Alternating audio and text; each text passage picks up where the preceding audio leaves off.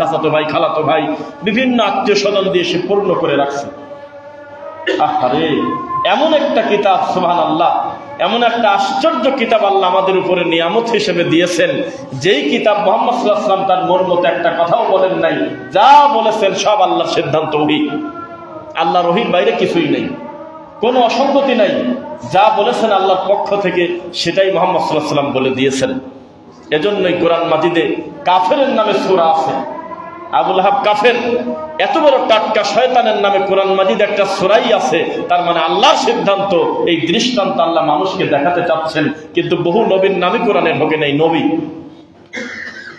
হাতে গোনা কয়েকজন বাদে আর খুঁজে পাওয়া যাচ্ছে না। তার মানে এটা আল্লাহর সিস্টেম। আল্লাহ যেটা ভালো মনে করেছেন। ফেরাউনের নাম কোরআন মাজিদে বাদ দিলে কোরআন মাজিদের ৬,২৩৬টা আয়াতের ভিতরে শত শত হাজারো আয়াত বাদ করে যাবে নাই। তার মানে এটা মানুষের কোনো পরিকল্পনা না। কাফেররা পর্যন্ত বলছিল যে মুহাম্মদ তো বলল যে ইন্না আতাইনাকাল কাউসার, আমরাও তার সাথে মিলায়ে বলে দিচ্ছি লাইসা হাদা কালামিল বাশার, এটা মানুষের কথা না। মানুষের কথা হলে আমরা মন মতো মিলাতে পারতাম। মুহাম্মদ ১১৪টা পারে, আমরা ২-৪টা পারতাম না? কিন্তু মেলে তো না। যেভাবে মুহাম্মদ সাল্লাল্লাহু আলাইহি ওয়াসাল্লাম মুখ দিয়ে বলে ওয়াশ শামসি ওয়া দুহাহা ওয়াল কমারি ইযা তালাহা সাব্বিহিসমা রাব্বিকাল আ'লা আল্লাযী খালাকা ফাসাওয়া ওয়াল ফাজর ওয়া লায়ালিন আশর, এভাবে মিলায় আমরা তো মিলাতে পারি না। প্রথম তারা বলছিল যে কবি। কাফেররা বলল যে মুহাম্মদ হলো কবি, নাউজুবিল্লাহ। তো কবি বলার পর কিছু লোক বলল এটা তো প্রশংসাই করতেছে। কবিতা একটা বড় ব্যাপার, কবিরা স্মরণীয় হয়ে থাকে। আমার আপনার দৃষ্টিতে, আমাদের শরিয়াত দৃষ্টিতে, আমাদের একজন বিশুদ্ধ আকীদার আলেম আমার কাছে যে মর্যাদা পাবে, ১,০০০ নজরুল রবি ঠাকুর সে মর্যাদা পাবে না। কিন্তু তারপরেও যেভাবে প্রভাব বিস্তার করে নজরুল ইসলাম, রবি ঠাকুর মানুষের ভিতরে মিশে আছে, দ্বিতীয় কি আর কেউ এরকম হতে পারবে? এটা একটা সময়ের ব্যাপার। অনেক জ্ঞানী দুনিয়াতে এসেছে, কিন্তু কবি হওয়ার কারণে তাদের বিষয়টা আর মেশে না, তারা ব্যতিক্রম হয়ে আছে মানুষের সামনে। তো নবীকে তারা একবার মনে করতেছে খাটো করে দিলাম, আবার কেউ বলে যে নবীকে কবি বললে তো তাকে সম্মান দেওয়া হলো, তিনি কবি, কত সুন্দর তিনি মিলায় বাড়িতে বসে বসে কোরআন বানায়, নাউজুবিল্লাহ। তখন আল্লাহ বললেন ওয়া ইন কুনতুম ফি রাইবিম মিম্মা নাযালনা আলা আবদিনা ফাতু বিসূরাতিন মিন মিসলিহি, আসলেই যদি মুহাম্মদ কোরআন বানিয়ে থাকে, এটাই যদি তোমাদের মনে হয়, তাহলে কোরআন মাজিদের এত বড় সূরা, এত বড় দায়িত্ব নিতে হবে না, তোমাদের ১১৪টা বানাতে হবে না, তোমরা কোরআন মাজিদের মতো ছোট একটা অনুরূপ সূরা তৈরি করে দেখাও।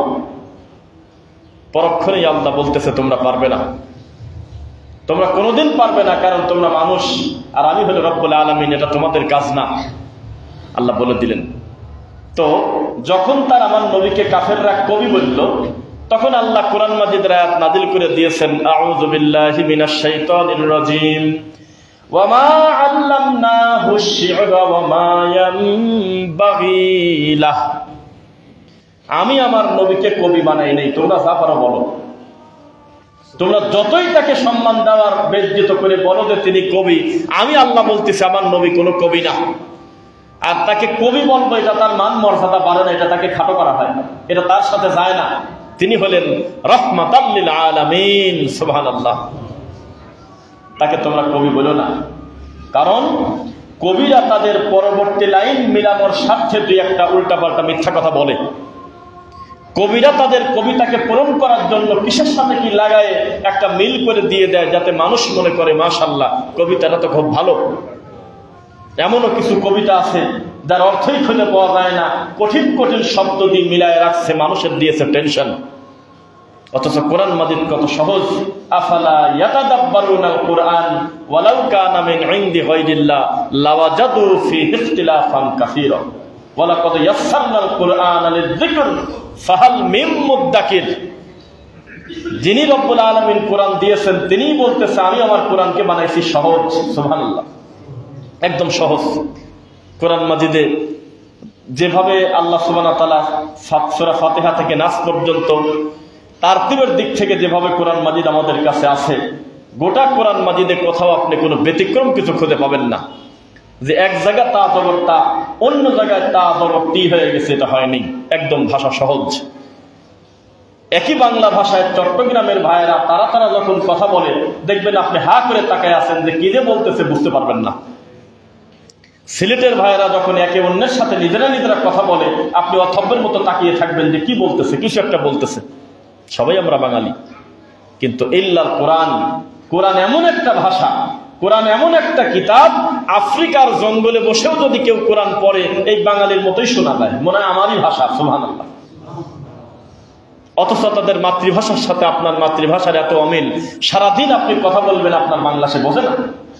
কিন্তু কোরআন মাজিদ যখন তেলাওয়াত করে, তখন যে কোনো ভাষার লোক তেলাওয়াত করলেও আলহামদুলিল্লাহকে আলহামদুলিল্লাহ বলে। কি বলেন? সহজ করে দিয়েছে। তা আমি আজকে যে বিষয়ে বক্তব্য দিব, ইনশাআল্লাহ, ইসলাম ধ্বংসকারী, কাফের, মুশরিক, ভিন্ন ভিন্ন নাম থাকতে পারে, মূলত সবাই অমুসলিম, মুশরিক, কাফের। এই কাফেররা কিভাবে ষড়যন্ত্র করে আমাদের এই ইসলামকে ধ্বংস করার জন্য এবং আমাদের ভাইয়ে ভাইয়ে দ্বন্দ্ব লাগানোর জন্য, সেই ব্যাপারে বলবো ইনশাআল্লাহ। শুরুতে আপনাকে বলে নিলাম যে কোরআন মাজিদের মর্যাদা এবং কোরআন মাজিদ সম্পর্কে আগে কাফেরদের কি ধারণা ছিল। কোন চেষ্টা করে নাই যে কোরআন মাজিদে কোনো ভুল ধরা যায় কিনা, তারা পারে নাই। এখন আপনাকে আমি নিয়ে যাবো পৃথিবীর একটা আলোচনার একটা অংশে। তখন কাফেরদের নকশা কাকে বলে একটু দেখাই। ডক্টর জাকির নায়েককে প্রশ্ন করেছেন একজন অমুসলিম যে আপনি যে বলেন যে ইসলাম হলো একমাত্র ধর্ম, আপনি বললেন যে ইসলাম হলো সবচেয়ে শান্তির ধর্ম, তা আপনাদের ভিতরে এত দল কেন?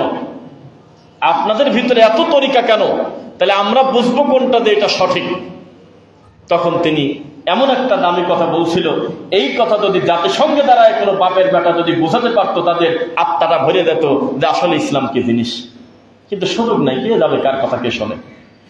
তিনি বলেছিলেন যে এটা সত্য যে আনফরচুনেটলি এই দলগুলো হয়ে গেছে, তরিকাগুলো হয়ে গেছে, কিন্তু পৃথিবীর যে কোনো ধর্ম, যদি ইসলাম না যে কোনো ধর্ম যদি আপনি বুঝতে চান, তাহলে এই ধর্মের অনুসারীকে দেখবেন না ধর্মগ্রন্থ দেখবেন। তখন দেখেন যে কথাটা বিপদ। তো বলল যে আপনি যদি ধর্মের অনুসারী দেখেন, তাহলে বিপদ আরো বেড়ে যাবে। ভান্ডারি বলবে আমার ভান্ডারের থেকে বড় ভান্ডার এই দুনিয়াতে ধর্মের নাই। রশি বলবে যে আমার থেকে ভালো রশি ইসলামের আর পৃথিবীতে নাই। তবলিগের ভাইয়েরা ডাকবে যে আপনি কি আল্লাহর রাস্তার সময় দিচ্ছেন, তার মানে এতক্ষণ আল্লাহর রাস্তায় ছিলেন না, 40 দিন না পূরণ করা পর্যন্ত। এইভাবে ডাকে, এত কনফিডেন্স লেভেল তাদের হাই। ডাইরেক্ট একটা আলেমকে পর্যন্ত বলতেছে যে আপনি কি আল্লাহর রাস্তার সময় দিচ্ছেন। তাহলে এই লোকটা 40 বছর কোরআন হাদিস পড়ে, পড়া, ইমামতি করে, এগুলো কোন আল্লাহর রাস্তা না। আল্লাহর রাস্তা হলো এই যে টঙ্গি, এটা তাদের একটা গতি। এই যে যেটা মনে করে, আবার একজন পীর সাহেবের তরিকার লোক বলতেছে যে হক্কানি আল্লাহর ওলির হাতে কি বায়াত হয়েছেন, নিজেকে কি সমর্পণ করে দিচ্ছেন, এখনো আত্মসমর্পণ কি করছেন। তার মানে সে বোঝাতে চাচ্ছে আপনি যত ভালো হন না কেন, একজন পীরের হাতে মারেফতের একজন লোকের কাছে গিয়ে নিজেকে সঁপে না দেওয়া পর্যন্ত আপনি ভালো মুসলমান হতে পারেন নাই। নাউজুবিল্লাহ। তো ডক্টর জাকির নায়েক বলল যে কোন ধর্ম বুঝতে গেলে ধর্মের অনুসারী দেখা লাগে না।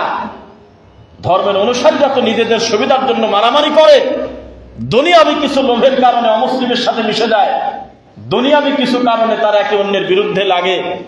কিন্তু ধর্ম আসলে কেমন এটা বুঝতে গেলে কোরআন আর হাদিস পড়তে হবে। সুবহানাল্লাহ। হিন্দু ধর্ম আসলে কেমন এটা মন্দিরে মন্দিরে ঘুরে দেখলে হবে না, ইস্কনের কুকাম দেখলে হবে না, দেখতে হবে হিন্দু ধর্মের ভিতরে আসলে বইতে লেখা আছে কি।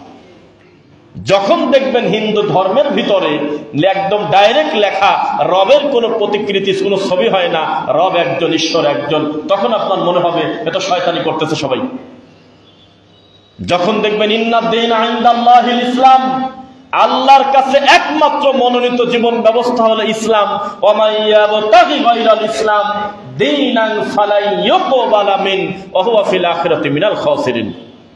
আল্লাহর কাছে মনোনীত একটাই জীবন ব্যবস্থা, তার নাম ইসলাম। তার মানে আর কোনো অপশন রাখা হয়নি। বোঝা যাচ্ছে? একজন আলোচকের একটা বক্তব্য দেখলাম, ভাইরাল হয়েছে আমাদের এক ভাই, যে সর্বশ্রেষ্ঠ ধর্ম ইসলাম না একমাত্র ধর্ম ইসলাম। একমাত্র ধর্ম ইসলাম। এখানে শ্রেষ্ঠ 1 নাম্বার, 2 নাম্বার, 3 নাম্বারের কোনো সুযোগ নাই। এমন না যে অন্যদের থেকে তুলনামূলক ভালো, নাউজুবিল্লাহ। অন্যরাও ভালো, তবে ইসলাম হলো সবচেয়ে বেশি ভালো, এমন কোন সুযোগ নাই। ইন্নাদ-দীনা ইনদাল্লাহিল ইসলাম।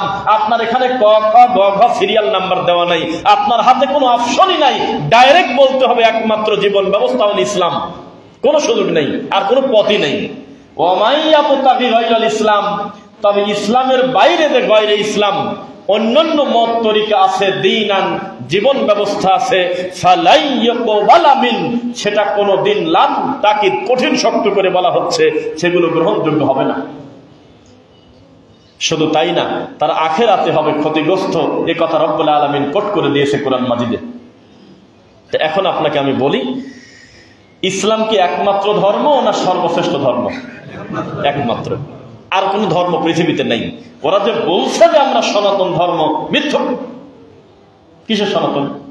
সনাতন শব্দ তাদের দৃষ্টিতে মানে পুরাতন, অথচ আদম আলাইহিস সালাম হলো ইসলামের উপর ছিলেন। সুবহানাল্লাহ। নূহ আলাইহিস সালাম দাওয়াত দিয়েছে ইসলামের, তাহলে আমরা পুরাতন হলাম না? কিসের সাথে কি লাগায়? কয়দিন আগে ডেলিভারি হলো যাদের, তারা বলতেছে আমরা হলো সবচেয়ে প্রাচীন ধর্ম। জি না, কোনদিন এই সুযোগ নাই। আল্লাহর কাছে একটাই ধর্ম, ইসলাম। পরবর্তীতে আমরা ভাই ভাই দ্বন্দ্ব করে বাপের জমি বেচে গাঁদা খাইছি, সেটা ভিন্ন কথা, কিন্তু সম্পদ ছিল বাপের, নষ্ট করছি আমরা আর আমি কামড়া কামড়ি করে, আমি এক ভাই আরেক ভাইকে মেরে দিয়ে, এক ভাই যাচ্ছে দরগায়, এক ভাই যাচ্ছে দরগায়, এক ভাই যাচ্ছে মাজারে, এক ভাই যাচ্ছে আল্লাহর ঘরে। এটা আমাদের দোষ, এটা তো ইসলামের দোষ না। কিন্তু মূলত তো ইসলাম একটাই, তার নাম হলো আল্লাহ রহি, এর বাইরে আর কোন ধর্ম পৃথিবীতে নেই। এখন আপনাকে নকশা কিভাবে তৈরি করে ইসলামকে ধ্বংস করার, এটা আপনাকে বোঝাই। সারা পৃথিবীতে সমস্ত ইহুদিকে চিরুনি দিয়ে যদি আপনি আশ্রয় এক জায়গা করেন, কত কোটি হবে? হ্যাঁ, না না, ইহুদি 300 কোটি বললেন, 3 কোটিও নাই, 2 কোটিও ফুল নাই, 2 কোটি ধরেন। সারা পৃথিবীর ইহুদি, তাদের সংখ্যা হলো 2 কোটি, কিন্তু ইহুদি নামটা শোনার সাথে সাথে সারা পৃথিবীর নিরীহ মানুষের ভিতরে একটা টেনশন ঢুকে দেয়। কি একটা জিনিস তারা, ইহুদি শব্দ শুনলেই একটা আতঙ্ক লাগে ভিতরে, বাপরে বাপ, তারা এত বড় ক্ষমতাধর, অথচ তাদের সংখ্যা মাত্র 2 কোটি। তো টেনশন দেখেন কোথায় দিয়েছে। এখন আল কুফারু মিল্লাতান ওয়াহিদা, এই ব্যাপারে আমাদের মুসলমান নামধারী, আমাদের ইসলাম ব্যবহার নাম লকব নিয়ে আমাদের অনেক ভাই এটা বুঝতে চায় না যে কাফেরদের নাম ভিন্ন হতে পারে, কিন্তু সব কাফের মুসলমানের বিরুদ্ধে এক, সবাই তার ইসলামের শত্রু। আপনি মনে করতেছেন আমার এই রাষ্ট্র হলো, এদেরকে ঠেকাতে হবে আর এক অমুসলিম দিয়ে, নাউযুবিল্লাহি মিন যালিক, জীবনে কোনোদিন সম্ভব না। তাদের রক্তে মিশে আছে মুসলমানের দুশমনী। ইয়া আইয়ুহাল্লাযীনা আমানু, হে ঈমানের স্বীকৃতি প্রদানকারীরা, লা তাত্তাখিযুল ইয়াহুদা ওয়ান নাসারা আউলিয়া, খবরদার ইহুদি খ্রিস্টানকে তোমরা বন্ধু রূপে গ্রহণ করো না।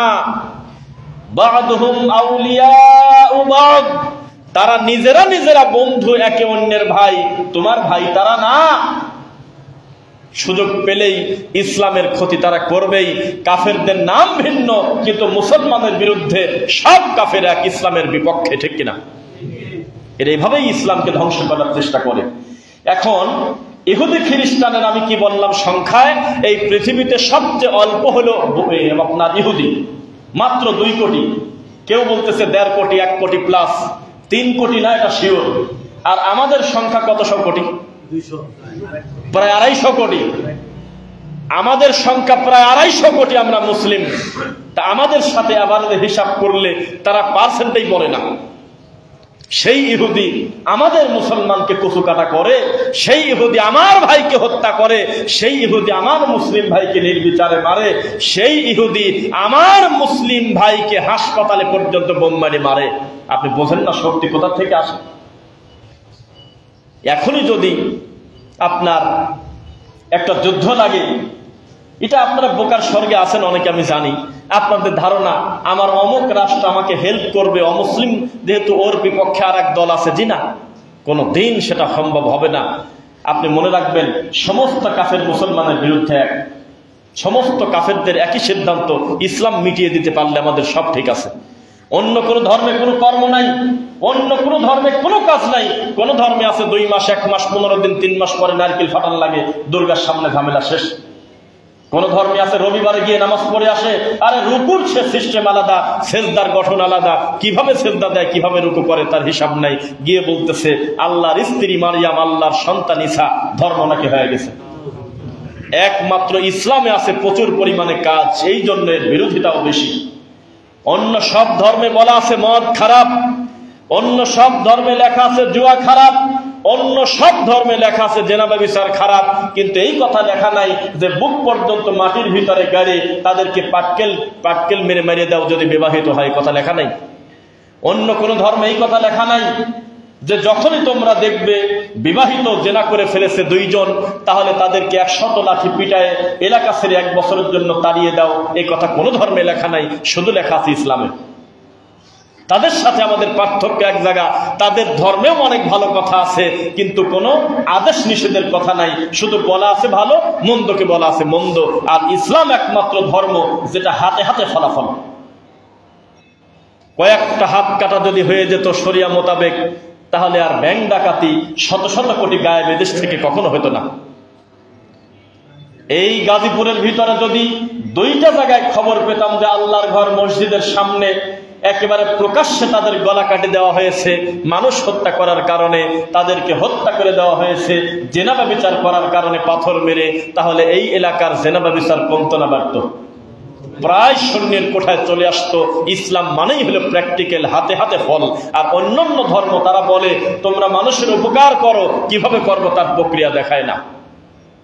এই ইসলামের বিরুদ্ধে ষড়যন্ত্র তো থাকবেই। লা ইয়াত্তাখিযিল আউলিয়া, খবরদার যাকে তাকে বন্ধু বানায় না, যদি সে হয় ইয়াহুদ আর নাসারা, ইহুদি আর খ্রিস্টান আর অমুসলিম যেটাই হোক না কেন, তারা সবাই ইসলামের শত্রু। আল কুফার মিল্লাতান ওয়াহিদা, সমস্ত কাফের মিল্লাত মুসলমানের বিরুদ্ধে এক।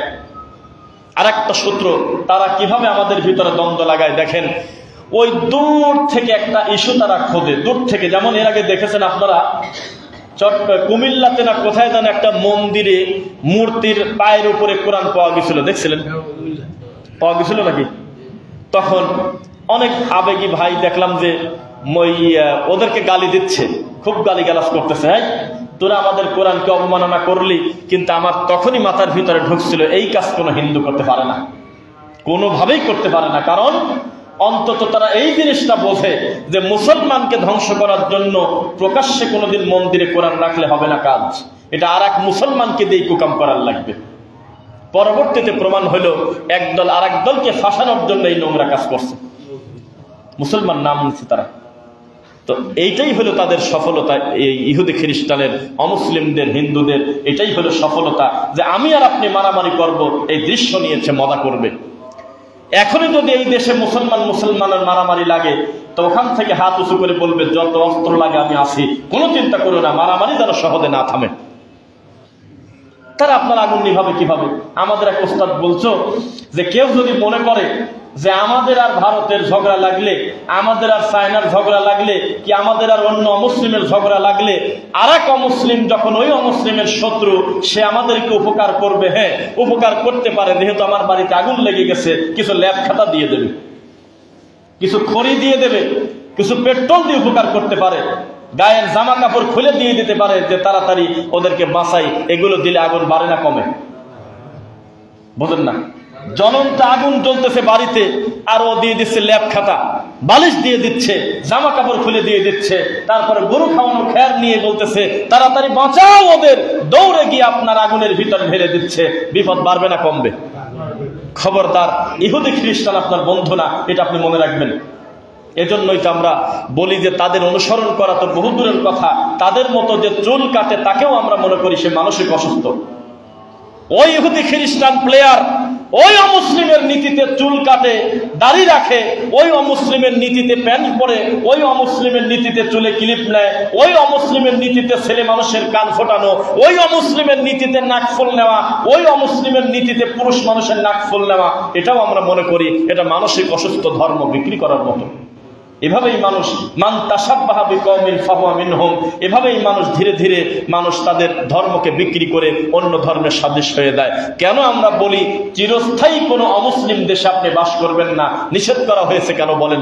সৌদিয়ার ফতুয়া বোর্ডের একদম সর্বোচ্চ ফতুয়া বোর্ড থেকে অফিসিয়ালি বলা, আমেরিকা হোক ইউরোপ কান্ট্রি হোক, যেখানে অমুসলিম রাষ্ট্র বলতে যেটা বোঝায় সেই জায়গায় চিরস্থায়ী বসবাস করাটা বৈধ না। এটা কি জানেন আপনারা? বৈধ না। বুঝলাম যে আপনার ইমান ভালো, আপনি সালাত আদায় করেন, সিয়াম পালন করেন, ল্যাংটা মেয়ের দিকে তাকান না, আপনার চতুর্পাশে উলঙ্গ হয়ে ওরা ঘোরে, কিন্তু আপনার দৃষ্টি তারা কাটতে পারে না, আপনার ইমানটা ভালো, আমরা সুধারণা রাখি। আপনার ছেলের কি হবে? আপনার নাতির কি হবে? ওরা তো ওই প্রতিষ্ঠানেই পড়াশোনা করে, এই সমকামিতা শিখবে, আজ হোক আর কাল হোক। আল্লাহ তুমি বড় জ্ঞানী। এই জন্য আপনি অস্পষ্ট যাবেন না, যেখানে আপনার ধর্ম বিক্রি করে চলতে হয়, লুকায় লুকায় কোরআন পড়তে হয়, মানুষের সামনে আপনি প্রকাশ্যে কাজ করতে পারেন না, সেখানে চিরস্থায়ী বসবাস আপনি করতে পারবেন না। কথা বোঝা যাচ্ছে? ইহুদি, খ্রিস্টান, অমুসলিম এরা যে কিভাবে মানুষের ইমান ধ্বংস করে তার আরেকটা সুন্দর করে বলে দেই। মুসলমানদের ভিতরে কিছু সুন্দর দল তৈরি করে রাখবে, যেগুলো দেখতে চকচক করে কিন্তু তাদের পরিচালক হলো অমুসলিম, টাকা পয়সা দিয়ে দিচ্ছে। খ্রিস্টান মিশনারি আমাদের দেশে আছে কিনা? আছে। তার আগে আরেকটা কথা বলি, আজকে একটা ইন্টারভিউর একটা অংশ দেখলাম, একটা হিন্দু আমাদের এই দেশে সে নিজে স্বীকার করতেছে যে ইসকনের সাথে আমাদের কোনো সম্পর্ক নেই। আজকে উনি বলতেছে এটা আমাদের মূলধারা কোনো সংগঠন না, এটা হলো সন্ত্রাস, উগ্রবাদ, অথচ নাম দিয়ে দিচ্ছে সাধারণ হিন্দু। তবে তারা মনে করেছিল আমার ভাইকে তারা শহীদ করে, আমার সাইফুল ইসলাম আলিফ ভাইকে, নিরপরাধ মানুষকে প্রকাশ্যে জবেহ করে হত্যা করে মুসলমান আর হিন্দুর দাঙ্গা লাগিয়ে কোটি কোটি টাকা ফায়দা লুটবে, তাদের এখন ব্যর্থ চেষ্টা হয়ে গেছে।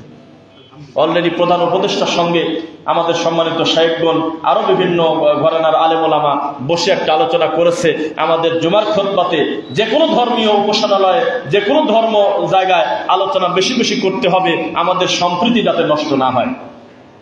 শত শত হাজার বছর তারা আমাদের সাথে আছে, কখনো আমরা দৌড়ে গিয়ে বলি নাই যে তাদের মন্দির পোড়ায় দেবো, বলছেন আপনারা?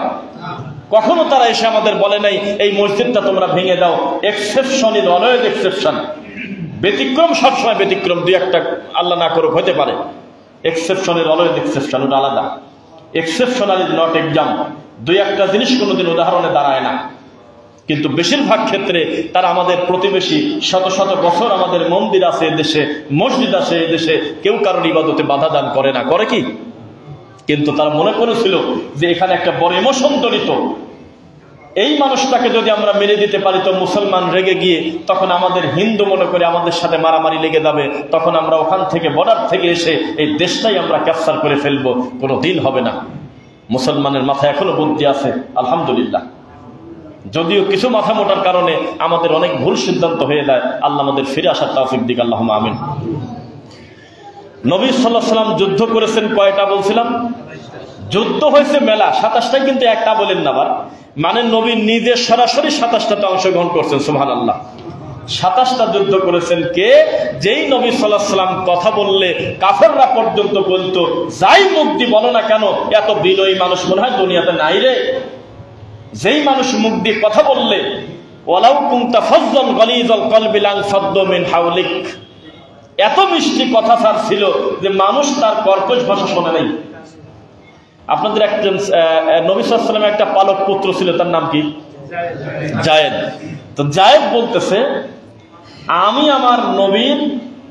আমার পালক পুত্র হিসেবে আমি আমার নবীর কাছে আমি আশ্রয় ছিলাম 10 বছর। খাদামতুন নবী সাল্লাল্লাহু আলাইহি ওয়াসাল্লাম 10 সিনিন। আমি জায়েদ বলতেছি আমি আমার নবীর কাছে 10 বছর খাদেমগিরি করছি।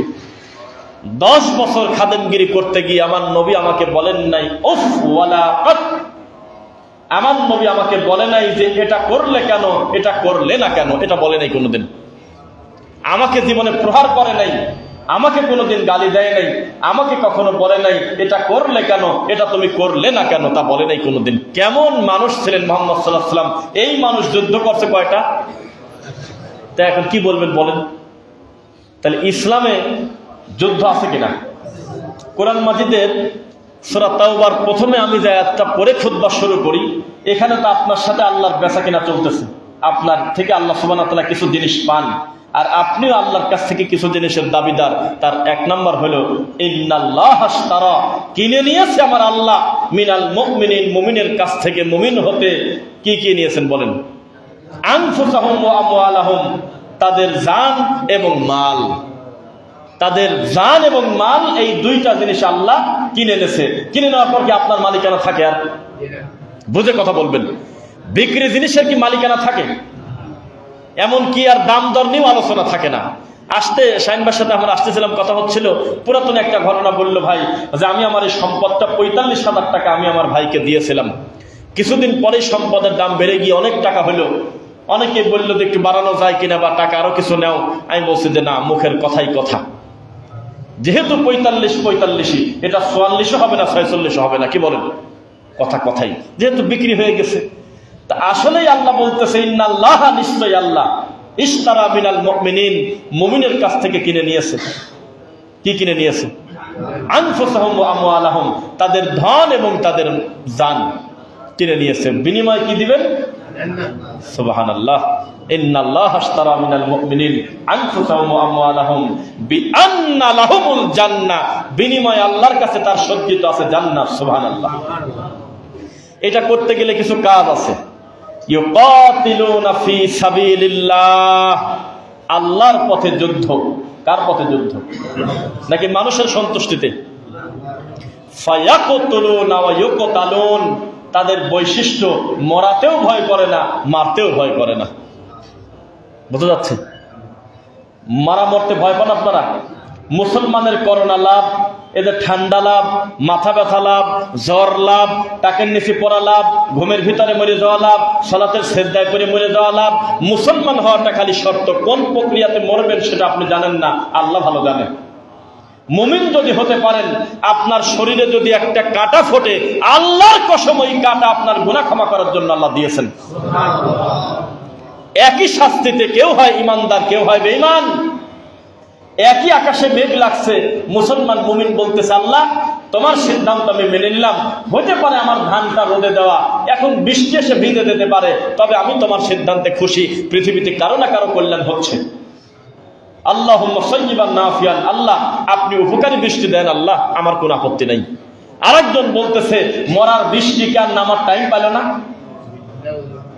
গ্রামে কথাগুলি বলে জানেন, খুব খারাপ ভাষায়। গ্রামে মহিলারা ধান দিল, কেবল দিয়ে হয়তো বাসায় আসলো ছাদে, সঙ্গে সঙ্গে দেখলো যে বৃষ্টি 2-1 ফোঁটা পড়ে, তখন সরাসরি গালিগালাজ করে, ডাইরেক্ট গালিগালাজ করে। অথচ এগুলোকে গালি দিলে আল্লাহকে গালি দেওয়া হলো না? এগুলোর পরিচালক কে?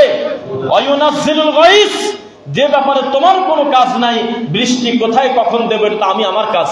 ওয়ায়ালামু মা ফিল আরহাম, আর মায়ের পেটের অবস্থা, ছেলে মেয়ের ব্যাপারে আমি বসবো, তুমি কিছু বুঝবে না। ওয়ামা তাদরি নাফসুম মাযা তাকসিবু গাদা, আগামীকালকে তোমার কি হবে আর তোমার তাকদীরে কি লেখা আছে এটা তো আমি জানি, তুমি তার অগ্রিম জানো না। তারপরেও আমরা তাকদীরের উপরে অসন্তুষ্ট হই কিনা বলেন?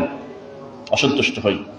একটা হাদিস আপনাদেরকে বলি, এক ভাইয়ের প্রতি আরেক ভাইয়ের যদি নমনীয়তা না থাকে, সুধারণা না থাকে, হিংসা বিদ্বেষ থাকে, আল্লাহর কসম ইহুদি খ্রিস্টান সফল। হিংসার অহংকার আমাদের মুসলিম উম্মাহকে ধ্বংস করেছে। এটাকে বিশ্বাস করেন আপনারা? তার একটা প্রমাণ দেখাই। এটা এত বড় একটা পাপ। এই অহংকার প্রথমে শুরু করছিল উপর থেকে। উপরে যখন ছিল তখন এটার প্রতিষ্ঠাতা পরিচালক ছিল ইবলিস শয়তান, আর নিচে এসে এই হাবিল নামক আদম নবীর দ্বিতীয় সন্তান তার আপন ছোট ভাই কাবিলের উপর জুলুম করে, অহংকার করে তাকে হত্যা করছিল। সেখান থেকে এই সিলসিলাটা চালু। এই অহংকার মুসলিম উম্মাহকে ভাগ করে দিয়েছে। অবশ্যই যে ছেলে আরেক ছেলেকে হত্যা করছিল আদম নবীর, তিনি জানতেন যে আমার আব্বা হলো নবী, তিনি জানতেন যে রব্বুল আলামিন একজন আছেন, এরপরেও শুধুমাত্র অহংকারের কারণে ভাই হয়ে ভাইকে মেরে দিয়েছে। এমনকি তাকে দাফন কাফন করার প্রক্রিয়াও তার জানা নাই। এত অহংকার লাগে মারো। তারপর আকাশ থেকে আল্লাহ কাক পাঠায় ওই প্রক্রিয়া দেখায় দিল কিভাবে মরা মানুষকে দাফন করতে হয়। কত বড় খারাপ অহংকারের কারণে আজকে আমরা ভাই ভাই দ্বন্দ্ব হয়ে আজকে আমরা একতাবদ্ধ হতে পারতেছি না। অথচ আমরা যদি মনে করতাম ঠিক আছে হানাফিদের সাথে আমাদের আমলের অমিল আছে, অবশ্যই বিভিন্ন তরিকা, বিভিন্ন মত থাকার কারণে বহু দ্বন্দ্ব আমাদের আছে, কিন্তু মুসলমানদের ইমানের স্বার্থে আমাদের দেশের উপরে, আমাদের ইসলামের উপরে যদি কোনো অমুসলিম চোখ তুলে তাকায়, আমরা তখন দেখবো না যে কে হানাফি আর কে মালিকি, সবাই আমরা হাতে হাত রেখে আল্লাহর তাওহীদের পতাকা নিয়ে অমুসলিমের বিরুদ্ধে দাঁড়িয়ে যাবো ইনশাআল্লাহ। এইটা যদি হয় তখন আপনি মনে করবেন যে আমি সফল। অবশ্যই আমি স্বীকার করি আমি বিদআতের কাছে আপোষ করব না। অবশ্যই আমি স্বীকার করি কোন দিন আমি মরা মানুষের কাছে গিয়ে বলবো না যে আপনি হলে আমার এটা করেন ওটা করেন, আমি শিরক থেকে বেঁচে থাকব। কিন্তু যখন কথা আসবে মুসলমান আর কাফেরের বিরুদ্ধে, তখন আমাদের দেশে সব মুসলমান আমরা এক হব ইনশাআল্লাহ। এই ব্যাপারে আমরা কোনো ছাড় দেব না, এবং সেটা তাই হচ্ছে। আমার আর আপনার অপেক্ষায় আমরা বসে নাই, অলরেডি সুন্দর একটা প্রক্রিয়াতে আমাদের আগানো হচ্ছে। আমরা আশাবাদী দেশের বাইরের এই নোংরা শত্রু আর অপপ্রচার থেকে আল্লাহ আমাদেরকে হেফাজত করবেন ইনশাআল্লাহ। ইহুদি খ্রিস্টান আপনি আর আমি সুখে থাকি এটা সে চায় না। ওই যে ইন্ডিয়ার একটা বাংলা নিউজ চ্যানেল আছে, এই সাংবাদিক যখন কথা বলে, মানে আমি তো মানুষ, আমার ভিতরটা যে কেমন করে, আমি জুমার খুতবায় বলতে পারবো, ওটা কি মানুষ? ওর পৃথিবীর কোন জন্তু দিয়ে উদাহরণ দিলে আপনি সে জন্তুর সাথে ইনসাফ করলেন না। এত বড় খারাপ, এমন ভাবে তার বডি ল্যাঙ্গুয়েজ, এমন তার অঙ্গভঙ্গি, এমন তার ফিজিক্যাল নড়াচড়া, এমন চিৎকার দিয়ে উঠে একবার চট্টগ্রাম কয়না আমার হয়ে যাচ্ছে, আবার ফেনী নিয়ে যাবে, কি শয়তানি করতেছে, এগুলো নিয়ে দেখতেছি আর ভাবতেছি আল্লাহ, এই গরুর পেশাব খাওয়া লোকের যদি এই বিশ্বাস হয়, তাহলে মুসলমান দুধ খায়, মুসলমান মধু খায়, তাহলে এর কি হবে? কি বোঝে? ওদের প্রধান খাদ্য হলো গরুর পেশাব, আর ওদের ধর্মগুরু বলতেছে ছেলে হয় না, ছেলে তো হবেই না, গরুর গোবর খাও, বাচ্চা পেটে না আসলে গোবর খাও। সে গোবরের আবার বিভিন্ন জাত আছে, দেশি গাভীর গোবর এক দাম, বিভিন্ন রকমের গোবর দিয়ে প্যাকেট করে করে তারা বিক্রি করে, তারা খায়। এটাকে মানুষ? আপনি মনে রাখবেন, সংখ্যা কোনোদিন সত্যের মাপকাঠি হতে পারে না। বদর যুদ্ধের পরের যুদ্ধ কি হয়েছে বলেন তো দেখি? উহুদ। এই যুদ্ধে নবী সাল্লাল্লাহু আলাইহি ওয়াসাল্লামের কোন যুদ্ধে বলেন তো আল্লাহর রাসূলের পিছন থেকে তার সঙ্গী সাথীদেরকে ধোঁকা দিয়ে মিথ্যা কথা বলে ভাগায় নিয়ে গিয়েছিল 3 ভাগের 1 ভাগ? কোন যুদ্ধে? কে নিয়ে গিয়েছিলেন? আব্দুল্লাহ বিন উবাই। শুনুন, যেদিন এই কাজটা করে সেদিন আমার নবী কষ্ট পাইছিল যে আমার পিছন থেকে এই সংখ্যায় লোক আমরা তার 3 ভাগের 1 ভাগ ভাগিয়ে নিয়ে চলে গেছে। তখন নবী সাল্লাল্লাহু আলাইহি ওয়াসাল্লামকে আল্লাহ এমন একটা কথা বলে সান্ত্বনা দিল, এই একটা আয়াত যদি আজকের জুমার খুতবায় মনে রাখে, আমি মনে করি এই ইমানের যজমা নিয়ে এই গরুর পেশাব খাওয়া লোকের বিরুদ্ধে আপনার যুদ্ধ করতে কোনো কষ্ট হবে না ইনশাআল্লাহ। কি বলছিলেন? আউযু বিল্লাহি মিনাশ শাইতানির রাজীম, ওয়ালাকাদ নাসারাকুমুল্লাহু বিবাদরিন ওয়া আনতুম আযিল্লাহ। হে নবী, আপনি ভেঙে পড়বেন না, আপনি ভয় করবেন না, চিন্তা করবেন না। বদরে যেভাবে আমি আল্লাহ সহযোগিতা করছি, ওই একই আল্লাহ আমি আপনার সহযোগিতা করব। আপনি কি বদরের কথা মনে নাই? বদরে ছিলেন আপনারা কয়জন? হাজারও না, 313। ওরা ছিল কত? 1000 প্লাস। অথচ আমি আল্লাহ জয় দিয়েছি। এখানে সংখ্যা কোনোদিন বিজয়ের মাপকাঠি নয়। আপনি ফাত্তাকুল্লাহ, আপনি একটা ইবাদত করেন, সেই ইবাদতের নাম হলো আল্লাহকে ভয় করা। আপনি দিবেন হলে বাড়ি, আর একারে খুলে দেবো আমি, ওদের জয়েন্ট খুলে দেবো, সে দায়িত্ব আমার। আপনার দায়িত্ব আপনি পিটান, কোথায় কিভাবে ছোটানো লাগবে সেটা আমি রব্বুল আলামিন দেখবো। মুসলমান কেন ভয় পায়? এটা তো দুঃখ। খালেদের ইতিহাস জানে না, মুসলমান সুমাইয়ার ইতিহাস জানে না, তাহলে এই জাতি কিভাবে তাদের কাছে আল্লাহর কাছ থেকে কল্যাণ আশা করবে?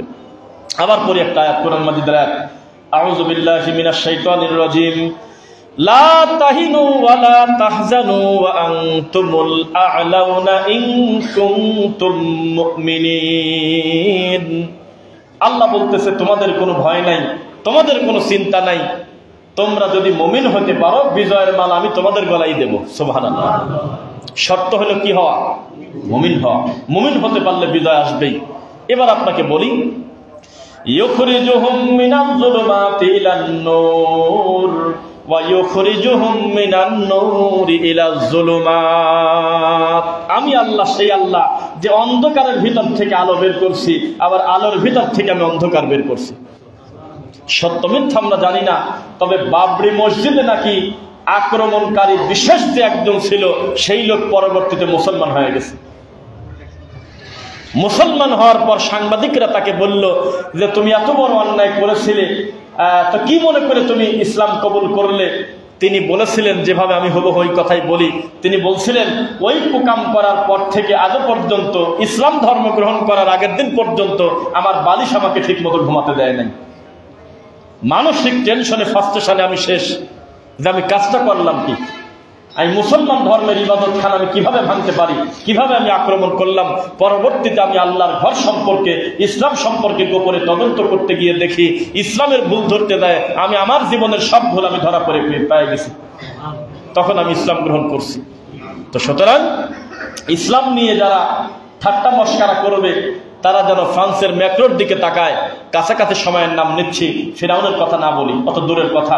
কাছাকাছি সময় ফ্রান্সের ম্যাক্রো বোঝে যে অর্থনৈতিক টান কাকে বলে। একবার আমার নবীর ব্যঙ্গচিত্র আঁকাইছে, তা উনি সরাসরি আঁকায় নেই, শুধু সমর্থন করছিল। এইটুক করার কারণে সারা পৃথিবীর মুসলমান তো দূরের কথা, অন্যান্য ধর্মের লোকরা পর্যন্ত বলছে যে মুহাম্মদকে নিয়ে ব্যঙ্গ করার কারণে তাদের কর্ম আমরা বয়কট করলাম, তাদের মাল সামানা। অর্থনীতিতে বড় একটা ধাক্কা লাগার পর তখন তাড়াতাড়ি করে লাইভ এসে বলতেছে মুসলমান ধর্মের নবীকে নিয়ে ব্যঙ্গ করা ঠিক হয় নাই। কার সাথে বেঈমানি করতেছেন, কাদের বিরুদ্ধে চক্রান্ত করতেছেন? আমরা হলো মুসলমান, এদেশে 90% উপর মুসলমান। আমাদের ভিতরে দল মত পার্থক্য থাকতে পারে, তবে আল্লাহর তাওহীদের ব্যাপারে আমরা সবাই এক হতে চাই ইনশাআল্লাহ। খবরদার, একটা জিনিস আপনাদের বলি, হিন্দুরা কোনো সিদ্ধান্তই নিতে পারে নাই তাদের মূল ভগবান কিনা। এক এক অঞ্চলে এক এক ভগবানের মার্কেট ভালো। তামিলে চলে যাবেন, সেখানে একটা ভগবানের বাজার ভালো। কলকাতা আসবেন, দেখবেন যে ওই ভগবান আর এখানে খুব একটা চলে না, এখানে ভিন্ন একটা দিবস আছে। আলাদা আলাদা ভগবান, হনুমান একটা, হনুমানও অচল না, বানর টানর মনে হয় আছে। বিভিন্ন তারা দেবদেবীর পূজা করে, এক একটা ভগবানের এক একটা জায়গায় মার্কেট ভালো, বাজার ভালো। আমরা কি তারা? নাউজুবিল্লাহি মিন যালিক। আমাদের আরেক বেদাত করে তাবিজ কবজের সাথে জড়িত, ভুল করছে, বোঝে নাই, আমার ভাইটা জানে না, অথবা শিরিক এটা হে বুঝতে পারে নাই, কিন্তু রাসূলকে নিয়ে ব্যঙ্গ করলে আপনার খবর আছে। আর ওদের এখনো ডিসিশনই আসে নাই।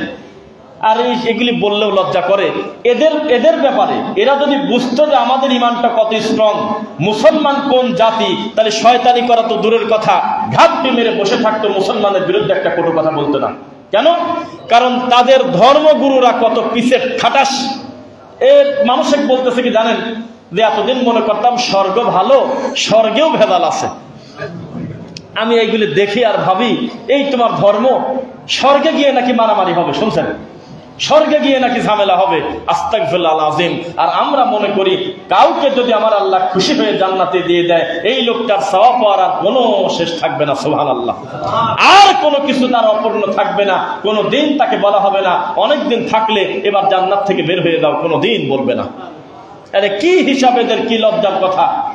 এক একজন এক এক কাণ্ড করে। একবার বলতেছে যে আমাদের সবচেয়ে বড় পূজা উদ্বোধন করতে পতিতালয়ের মহিলাদের যেখানে থাকে সেখানকার মাটি লাগে। দেখছেন না? হ্যাঁ হ্যাঁ, দেখছেন। সেই হলে তোমার ধর্ম? গোবর আর পেশাব বাদ দিলে কিছুই থাকে না। এ কয় কি মুখ দিয়ে বলে, সত্য লজ্জার কথা। পতিতালয় যেখানে মানুষ, মহিলারা শরীর বিক্রি করে টাকা রোজগার করে, নাউজুবিল্লাহ পড়েন, এই জায়গায় তারা বসবাস করে, ওই জায়গা থেকে মাটি তুলে নিয়ে এসে তাদের পূজায় দেওয়া লাগে, তাদের মন্দির বানান লাগে, প্রতিমা বানান লাগে। ওই তো চিন্তা করছেন, এই হলো তাদের ধর্ম। আর তারা আমাদের ইসলামের বিরুদ্ধে, আমাদের মুসলমানদের বিরুদ্ধে ষড়যন্ত্র করতেছে না করতেছে না বলেন? করতেছে। তাহলে আমরাও সচেষ্ট আছি ইনশাল্লাহ। ইমান দিয়ে, বুদ্ধি দিয়ে, দিন দিয়ে কোনো দিন তোমরা আমাদেরকে হারাতে পারবে না ইনশাল্লাহ। কারণ আমাদের সৃষ্টিকর্তা একজন, আমাদের টেনশন কম। আর তোমাদের সৃষ্টিকর্তা কোনো ডিসিশন নিতে পারো নাই, যেটা নড়ে সেটাও ভগবান, যেটা নড়ে না সেটাও ভগবান। সাবধান, মুসলমানদের সাথে কোনোদিন তামাশা করতে এসে কোনোদিন কেউ কোলাতে পারে নাই, কারণ ফয়সালা আসছে কোথা থেকে? উপর থেকে। তাই আমরা বলি ইরহাম মান ফিল আরদ। বলা হচ্ছে যে তুমি যদি নিচে দয়া করো, তাহলে ইয়ারহামকা মান ফিস সামা, তাহলে উপরে তোমার জন্য দয়া হচ্ছে। সুবহানাল্লাহ। তাই আমরা রহম করি। আমি এক ভাই আরেক ভাইয়ের প্রতি দয়া করি। এবার একটু ধাক্কা দিই আপনাদের। রুহামাউ বাইনাহুম আশিদ্দাউ আলাল কুফফার মুহাম্মাদুর রাসূলুল্লাহ ওয়াল্লাযীনা মাআহু আশিদ্দাউ আলাল কুফফার রুহামাউ বাইনাহুম তারাহুম রুকআন সুজদান ইয়াবতাগুনা ফাদলাম মিনাল্লাহি ওয়া রিদওয়ানা সীমাহুম ফি উজুহিহিম মিন আসারিস সুজুদ যালিকা মাসালুহুম ফিত তাওরাতি ওয়া মাসালুহুম ফিল ইনজিল। মুহাম্মদ সাল্লাল্লাহু আলাইহি ওয়াসাল্লামকে এটা পরিচয় করায় দিচ্ছে আল্লাহ যে মুহাম্মদ সাল্লাল্লাহু আলাইহি ওয়াসাল্লামকে তার ব্যাপারে বলার সাথে সাথে আল্লাহ বলতেছে ওয়াল্লাযীনা মাআহু আশিদ্দাউ আলাল কুফফার, এই মুহাম্মাদের অনুসারীদেরকে যদি চিনতে চাও তাহলে তোমাদের একটা বর্ণনা দিয়ে দেই, এরা কাফেরদের বিরুদ্ধে খুব কঠিন। ওয়া রুহামাউ বাইনাহুম, আর নিজেদের ভিতরে খুব মহব্বত নমনীয়, এটা নাই এ ভাই, নাই এটা আজকাল নাই, এটা নাই আমাদের দেশে নাই এটা। আকীদা শুদ্ধ, ও একটু আগে বসবেন কষ্ট করে ভাই, সামনে আগে আসেন, আসেন খুব সময় নিয়ে একদম দ্রুত আগে আসেন, আগে আসেন। আমি একটু শক্ত কথা বলছি গতকাল, ব্যক্তির দিকে না, সালাফি কনফারেন্সে আমি বলেছি আমাদের আকীদা শুদ্ধ, মানহাজ শুদ্ধ, 100% আমরা বেদাত মুক্ত চেষ্টা করি আলহামদুলিল্লাহ। আমাদের ভিতরে শিরক নাই, কিন্তু একটা জিনিস আমাদেরকে দিন দিন একেবারে নিচের দিকে নিয়ে যাচ্ছে, তার নাম হলো অহংকার, হিংসা। পেট ফুলে থাকে বড় হুজুরের, কোন রকম একটু শহীদি টোকা দিলে ব্লাস্ট হয়ে যাবে, এত হিংসা তার ভিতরে। একই আকীদা, একই মানহাজ, সব ভালো, কাজে অমুক বক্তা থাকলে আমি যাব না, এটা মানুষ। অমুকের নামটা কাটে দাও, অমুক জালসায় দাওয়াত দিয়েছে ওকে, তাহলে আমি যাব কেন?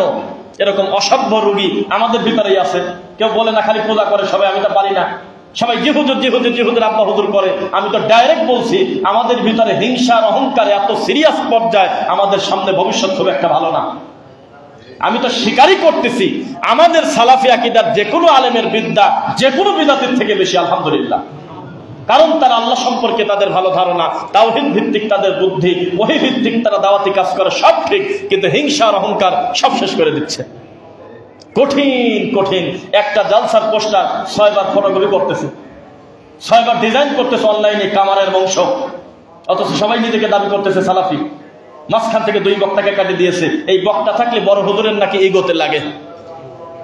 ছোট লোক বেদাতির থেকে এই ব্যাপারে খারাপ। তাই আমি গুগলে লিখছি, বলছিলাম যে কুকুরও কুকুরের মাংস খায় না, কিন্তু আমাদের এই বড় হুজুররা আর এক হুজুরের বিরুদ্ধে এমন ভাবে, মানে অফলাইনে এবং অনলাইনে পর্যন্ত তাদের একে অন্যের ব্যাপারে এত আক্রোশ, এটা আমাদের খুব খারাপ দিকে নিয়ে যাচ্ছে। দোয়া করে মানুষের সামনে দেখানোর জন্য, আল্লাহ হাজার হাজার তরুণ দায়ী তৈরি হোক, এদেশে 64টা জেলায় হাজার হাজার তরুণ দায়ী হয়ে বেদাতির ঘরের ভিতরে তাওহীদের দাওয়াত পৌঁছে যাক, কিন্তু তখন হয়ে যায় তখন আবার লেজ ধরে টানে, খুব খারাপ। কেউ এভাবে বলবে না, নিশ্চিত থাকেন, সবাই খালি পূজা করে, সবাই পূজা করবেন, জি আমি দায়িত্ব নিয়ে বলতেছি, এভাবে কেউ বলবে না। এই বড় হুজুরদের এই সিন্ডিকেটের বিরুদ্ধে কেউ বলবে না। বড় হুজুর দোয়া করে না, ইল্লা কলিলা, সামান্য কিছু ব্যতিক্রম থাকতে পারে, করে না। আপনার বাবার মা হয়তো দোয়া করতে পারে, আল্লাহ আলাম, আর আল্লাহ আপনার কল্যাণ চান, নইলে বড় হুজুর সিন্ডিকেট আপনাকে কোনোদিন উঠতে দেবে না। তার দৃষ্টিতে তার বাপ দাদা, তার বংশ হুজুর ছাড়া বড় হুজুর দুনিয়াতে নেই। আমি একটা জায়গায় জুমার খুতবা দেই, এইটা শুধু ফিস করা, আর আরেকটা খুতবা ফিস করা পূর্বাচলে। তা আমি তাদেরকে বলছিলাম, ভাই আমাকে যদি আপনি শায়েখ হিসেবে নেন তাহলে আমি খুতবা দেব না। বহুভাবে ধরছেন খুতবার জন্য, ভালোবাসেন আমাকে, আমাকে মনে করবেন না আমি আপনার একটা ভাই, এইটা মনে করে আপনার মসজিদে খুতবা দেব। নইলে বড় হুজুরের সিন্ডিকেট এসে আপনাকে আমার ব্যাপারে, আর এক ভাইয়ের ব্যাপারে এমন ভাবে বলবে, মনে হবে আমার সে খারাপ মানুষ দুনিয়াতে নেই, আপনি সিন্ডিকেটে পড়ে যাবেন। তখন বলছিল কথাটা বুঝে নাই, পরবর্তীতে একদিন বলছে যে হারে হারে বুঝলাম। কঠিন কামড়া কামড়ি, আল্লাহ হেদায়েত দিক। এই যদি আপনার চিন্তা হয় এক ভাই আর এক ভাইয়ের ব্যাপারে সরাসরি কোরআন মাজিদের বিরোধী, আশিদ্দাউ আলাল কুফফার হওয়ার কথা ছিল কাফেরের বিরুদ্ধে শক্ত, এ মুসলমানের বিরুদ্ধে শক্ত হয়েছে, কন্ত চালা। রুহামাউ বাইনাহুম, তারা একে অন্যের সাথে খুব নমনীয়, বিনয়ী, নরম, কিন্তু উল্টা হচ্ছে না। বলেন তো একটু কথা, উল্টা হয়ে গেছে। তা আমরা কি হিংসা মুক্ত থাকতে পারবো ইনশাআল্লাহ? আল্লাহর কসম, আমার আর আপনার হিংসাতে আমাদের ক্ষতি করে না, সারা পৃথিবীর অমুসলিমদের উপকার করে। তারা জিতে গেছে, এভাবেই তো তারা আমাদেরকে ধ্বংস করে দেওয়ার প্ল্যান করতেছে। আল্লাহ তুমি আমাদের হিংসা মুক্ত এবং সমস্ত অমুসলিমদের এইরকম নীল নকশা চক্রান্ত যাতে ধূলিসাৎ হয়ে যায়, এইরকম ইমান তুমি আমাদের দাও, বুদ্ধিভিত্তিক। আল্লাহুম্মা আমিন। জুমার খুতবার প্রথম পর্ব শেষ করছি। বারাকাল্লাহু লানা।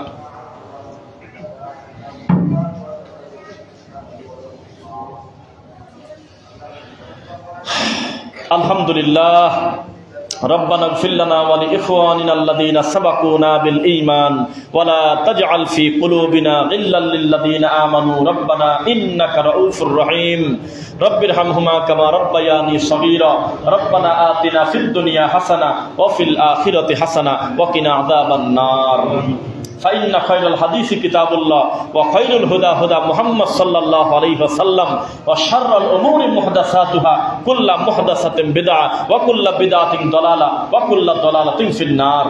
আল্লাহ তুমি আমাদের অতীতের ভুলগুলো ক্ষমা করে দাও আল্লাহ।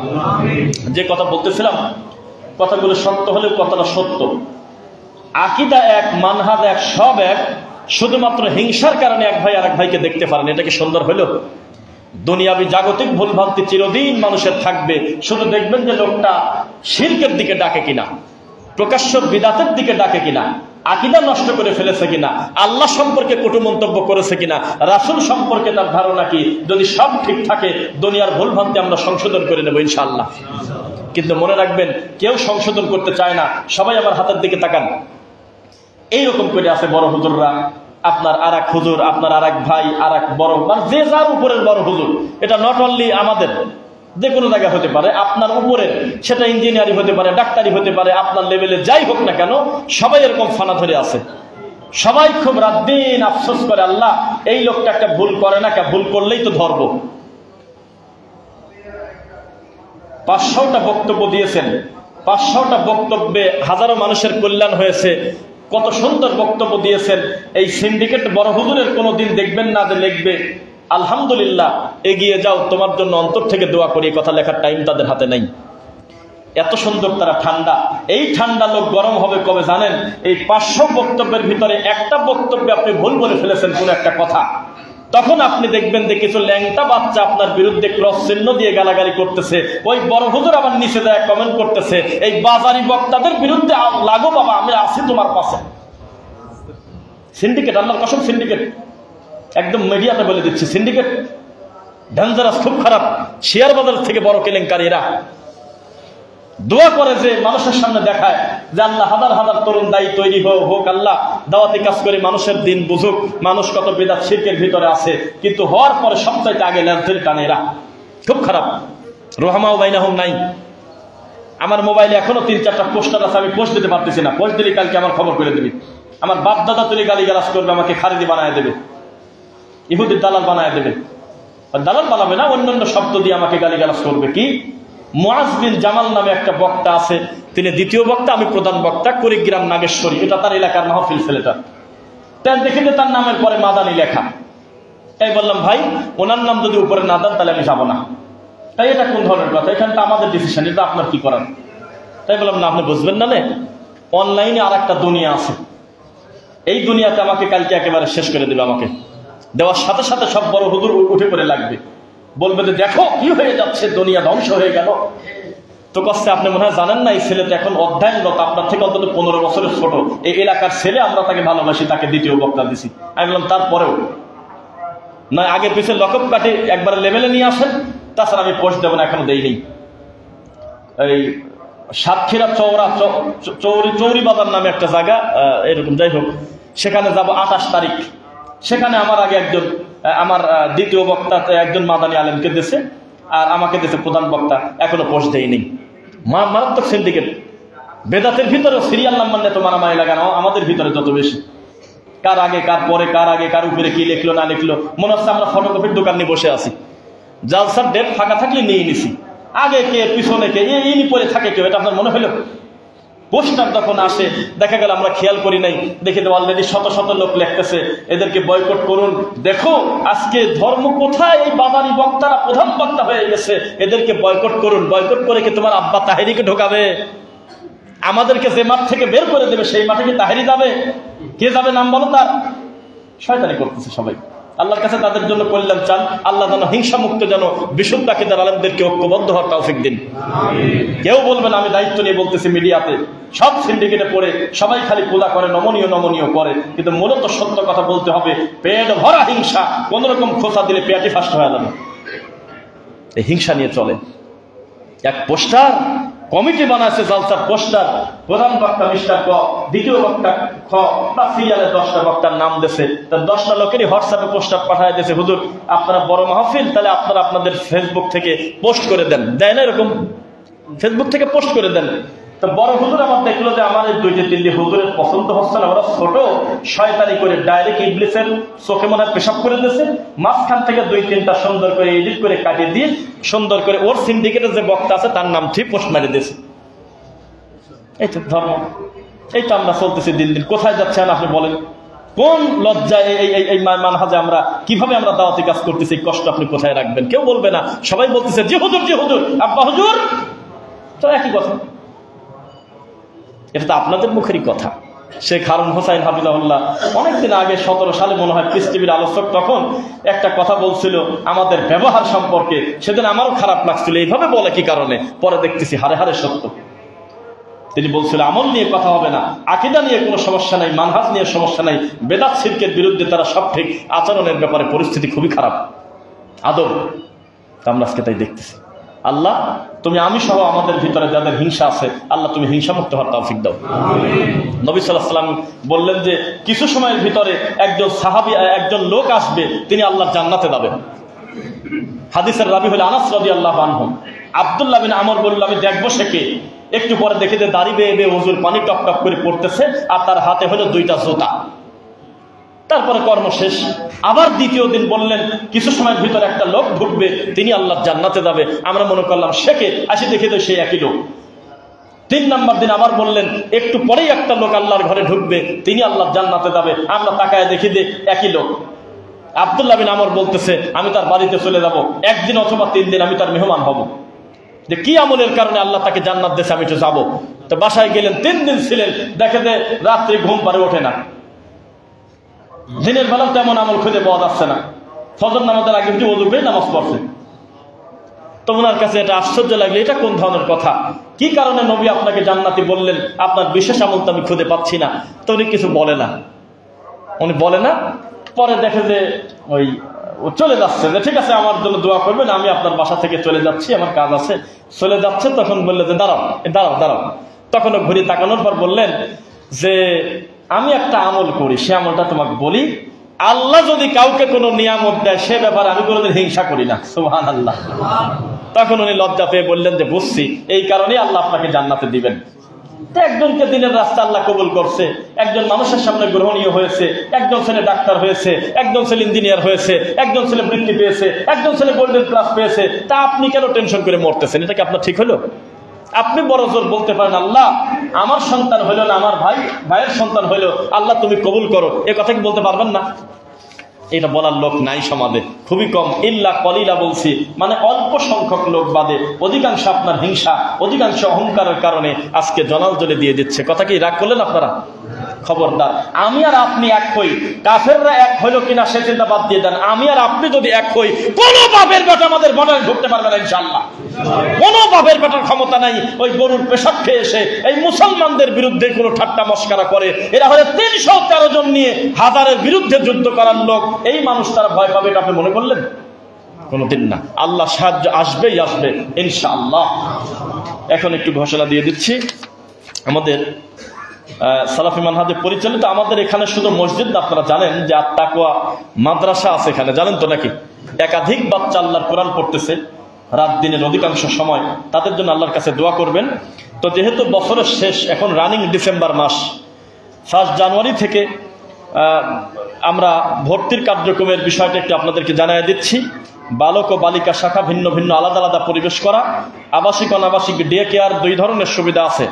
নুরানি বিভাগে দিতে পারবেন, মানে কিছু জানে না প্রথমে দিচ্ছেন, আবার কোরআন কোথা থেকে পড়তে পারে নাজেরা বিভাগ, হেফজ বিভাগ, কিতাব বিভাগ, সব বিভাগে এখানে ইনশাআল্লাহ রয়েছে।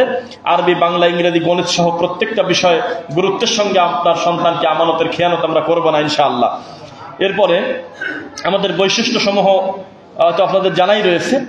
এখানে পোশাক পরিচ্ছেদের ব্যাপারে অভিজ্ঞ দক্ষ শিক্ষক দ্বারা ট্রেনিং, সুন্দর হাতের লেখার প্রশিক্ষণ, যারা দূরের ছাত্র তাদের আবাসিক ব্যবস্থা, 3 বেলা মানসম্মত খাবারের ব্যবস্থা, চাকরিজীবীদের জন্য সন্তানদের সকাল সন্ধ্যা রাখার ব্যবস্থা, তারপরে সাপ্তাহিক ও মাসিক পরীক্ষার ব্যবস্থা, তারপরে সাপ্তাহিক ইসলাহুল বায়ান আঞ্জুমানের ব্যবস্থা।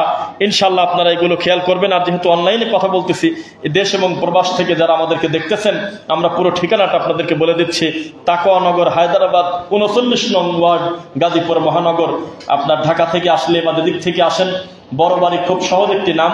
এখানে এসে আপনি তাকওয়া মসজিদ বললে যে কেউ আপনাকে দেখায় দেবে, আমরা আশাবাদী ইনশাল্লাহ। এখানে আপনার সন্তানকে দেওয়ার জন্য আমরা একটা মোবাইল নাম্বার বলে দিচ্ছি। বালক শাখার জন্য যেটা 01733 3700152, আর বালিকা শাখায় যারা মেয়েকে পড়াবেন, মেয়েদের তো দিন শেখার প্ল্যাটফর্ম খুবই কম, আপনি এখানে আপনার বাচ্চাকে দিবেন 01305681552। এই নাম্বারগুলোতে যোগাযোগের মাধ্যমে আপনার সন্তানকে দিনের একটি বোঝের জন্য, তাদের ফাউন্ডেশন সুন্দর করার জন্য আমাদের এই প্রতিষ্ঠানে দিবেন বলে আমরা আশাবাদী ইনশাল্লাহ। আর ভুলভ্রান্তি পেলে, পড়াশোনার বিষয়ে কোনো কথা থাকলে অফিসিয়ালি আপনি আমাদেরকে পরামর্শ দিবেন, দায়িত্বশীলদের সঙ্গে আলোচনা করবেন, আরো কিভাবে ভালো করা যায় আপনার পরামর্শ আমরা সম্মানের সাথে দেখবো ইনশাল্লাহ। সেই সাথে এখন থেকেই পরিকল্পনা নেবেন যে আমার সন্তানটাকে এখানে আমি দেবো। এটা হলো সবচেয়ে বড় সাদাকা, টাকা পয়সার থেকে বড়। আগে নিজের সন্তানকে দিন বোঝাবেন ইনশাল্লাহ। 2, এই ব্যাপারে তো আপনারা অন্তত বুঝে গেছেন যে এখানে বাচ্চা দিলে সেই বাচ্চা বেদাত আর শিরক শেখে না, এটা তো বোঝেন। তো এইটা যদি আপনার মূলটা ঠিক থাকে, বাকি একাডেমিক সিস্টেমে যে পড়াশোনার যে সিস্টেম, এগুলোর ব্যাপারে ইনশাল্লাহ দিন দিন উন্নতি হওয়াটা এটা অস্বাভাবিক কিছু না। আল্লাহ আমাদেরকে দিনের জন্য সফলতা দিন। আল্লাহ আমাদেরকে এই ঈমান দিন। খালেদ বিন ওয়ালিদের মতো আমরা বলবো আমি সংখ্যা দিয়ে কি করব, আল্লাহ নিজেও তো সংখ্যার কথা বলে নাই, আমি হব মুমিন, বিজয়ের মালা আমার গলাতেই আল্লাহ দেবে ইনশাল্লাহ। আল্লাহ আমাদের এই দেশ নিয়ে যারা নীল নকশা করতেছে, চক্রান্ত করতেছে, আশেপাশের অমুসলিমরা, আল্লাহ তুমি তাদেরকে ধ্বংস করে দাও, তাদেরকে তুমি ধ্বংস করে দাও, তাদেরকে তুমি ধ্বংস করে দাও। আমাদের ইমানে আরো মজবুতি দান করো আল্লাহ। আল্লাহ সব মুসলিম আমরা, আমাদের ভিতরে কিছু মতানৈক্য থাকলেও তোমার ব্যাপারে কোনো ছাড় দেব না আল্লাহ। আমরা সবাই ঐক্যবদ্ধ হয়ে তাওহীদের পতাকা নিয়ে ইনশাল্লাহ রেডি আছে অত্যন্ত প্রহরীর মতো। দিন দুনিয়া, জান্নাত অথবা জাহান্নাম, কোনো মাঝখানে জায়গা নাই। ইনশাল্লাহ মরলে আমরা শহীদ হব, আর বেঁচে থাকলে আমরা গাজী হব। মাঝখানে কোনো পথ নাই, মুসলমানের কোনো লস নাই ইনশাআল্লাহ। আল্লাহ আমাদের অতীতের ভুলভ্রান্তি তুমি ক্ষমা করে দাও আল্লাহ। একেবারে হিংসা মুক্ত, অহংকার মুক্ত হয়ে, এই 2টা জিনিস মুক্ত হয়ে গেলে, যেহেতু আমরা ভাই ভাই এক হয়ে যাব, আর আমরা এক হলেই পৃথিবীর যে কোনো শক্তির সাথে আমরা ইনশাল্লাহ মোকাবেলা করতে প্রস্তুত। অস্ত্র দিয়ে বড় কথা নয়, আমাদের সবচেয়ে বড় অস্ত্র তাকওয়া, আল্লাহর ভয় ইনশাল্লাহ। আল্লাহ আমাদের অতীতের ভুলগুলো তুমি ক্ষমা করো। 1:15 আমাদের খুতবা, আমাদের টাইম না। সুবহানাক আল্লাহুম্মা ওয়া বিহামদিক, আশহাদু আল্লা ইলাহা ইল্লা আনতা, আস্তাগফিরুকা ওয়া আতুবু ইলাইক। ও